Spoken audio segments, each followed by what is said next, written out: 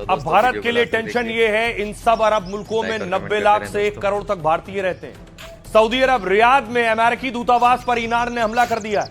आज ईरानी ड्रोन को सऊदी ने हवा में गिरा दिया, लेकिन 2 ड्रोन दूतावास से टकराए तो आग लग गई। जंग के बीच ये है फुटबॉलर रोनाल्डो, सऊदी छोड़ दिया इन्होंने।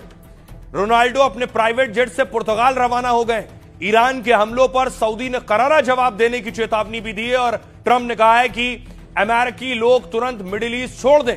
यूएई रोज अटैक हो रहे हैं, यहां भी बहुत से भारतीय रहते हैं। ईरान के हमले से दुबई और शारजाह में बड़ा नुकसान हुआ है। दुबई में तो ईरान ने मिसाइल ड्रोन से डबल अटैक कर दिया है। पहले अमेरिकी सैनिकों की बिल्डिंग को ड्रोन से उड़ा दिया और फिर ऑस्ट्रेलियाई बेस अल मिरहात पर भी हमला किया है। अटैक के बीच यूएई के राष्ट्रपति दुबई मॉल में भी घूमते नजर आए। इसे यूएई में तनाव कम करने की कोशिश के तौर पर देखा जा रहा है। कतर में भी हिंदुस्तानी रहते हैं। ईरान ने कतर पर 92 मिसाइल और 17 ड्रोन से हमला किया है। कतर का दावा है कि 81 मिसाइलें और 11 ड्रोन उन्होंने मार गिराए, लेकिन 2 मिसाइल एयरपोर्ट और ड्रोन रडार स्टेशन से टकरा गई हैं। ईरान के हमले से कतर में काफी नुकसान हुआ है और इस हमले में कतर में करीब 20 लोग घायल भी हो गए। कतर ने इसे कानून का उल्लंघन बताया है और संयुक्त राष्ट्र से मदद की मांग की है। बहरीन में ईरान ने अमेरिकी एयरबेस पर बड़ा हमला किया है। 20 ड्रोन और 3 मिसाइलों से बहरीन पर अटैक किया गया है। हमले से अमेरिकी बेस को नुकसान पहुंचा है और कई तेल टैंकों में भीषण आग लग गई है। कुवैत, जहां अच्छा खासा तेल है, बहुत से भारतीय रहते हैं, 100 से ज्यादा मिसाइल और 300 ड्रोन अटैक किए गए। कुवैत में अमेरिकी सैनिक और अमेरिकी अड्डे टारगेट पर थे। कल ईरान ने अमेरिका के 3 F-15 जेट यहीं गिराने का दावा किया था। अब 10 ड्रोन से फिर अमेरिकी बेस को निशाना बनाया गया है। हमले को देखते हुए कुवैत में अमेरिका ने दूतावास को बंद कर दिया है। यानी जितना हथियार असलाह इस्तेमाल हो रहा है, उसके हिसाब से बहुत पैसा दोनों देशों को खर्च करना है। अमेरिका के ऑपरेशन एपिक फ्यूरी बहुत खर्चीला है।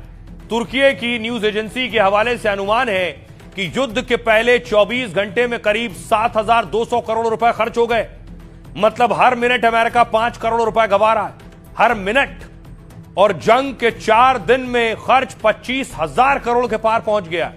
शुरुआती खर्च में सबसे ज्यादा हिस्सा फाइटर जेट तैनाती का है। ईरान पर F-15, F-18, F-16, F-22, F-35 jet इस्तेमाल किए।